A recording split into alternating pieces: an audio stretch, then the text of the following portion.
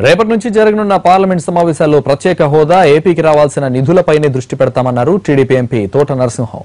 రాష్ట్రానికి రావాల్సిన నిధులు త్వరితగతిన విడుదల చేయాలని డిమాండ్ చేస్తామన్నారు. ప్రత్యేక హోదాపై కేంద్ర ప్రభుత్వం సాధ్యాసాధ్యాలను పరిశీలిస్తోందని ఆయన వివరించారు. ఆ ప్రత్యేక హోదా మీద ఈ రోజు వరకు కూడా మేము తెలుగుదేశం పార్టీ శక్తితో పనిచేస్తా ఉన్నాం, అడుగుతా ఉన్నాం. మరి సాధ్యాసాధ్యాలని కేంద్ర ప్రభుత్వం పరిశీలించి ఆ నిర్ణయం తీసుకోవడానికి వారు ముందుకెళ్తా ఉన్నారు. అలాగే ఆర్థికంగా కూడా ఆంధ్రప్రదేశ్ ఆదుకోవాలనే విధానంలో భాగంగా ఈ రోజు నూతనంగా రాజధాని నిర్మించుకోబోతా ఉన్నాం అమరావతి పేరిట. దానికి కొద్దిపాటి నిధులు కేంద్ర ప్రభుత్వం ఇవ్వడం కూడా జరిగింది. మిగిలిన నిధులు కూడా త్వరితగతిన ఇవ్వాలని, ఇప్పటికే రాజధానిని దాదాపుగా 50-60% పైగా రాజధానిని మరి అమరావతికి తరలించడం కూడా జరిగింది. అధికారుల యంత్రాంగం కూడా చాలా మంది రావడం కూడా జరుగుతూ ఉంది.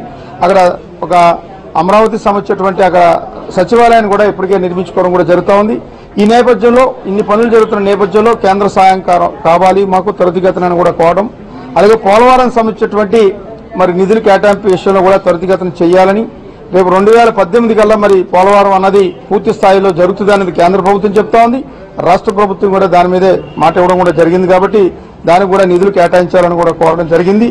ఏదైనా రేపు జరిగేటువంటి సభలో మరి తప్పనిసరిగా తెలుగుదేశం పార్టీకి సంబంధించినటువంటి అవకాశం పరంగా మరి ఈ అంశాలన్నింటి మీద ప్రస్తావించడానికి మా సభ్యులందరికీ అవకాశం ఇవ్వాలని కోరుతూ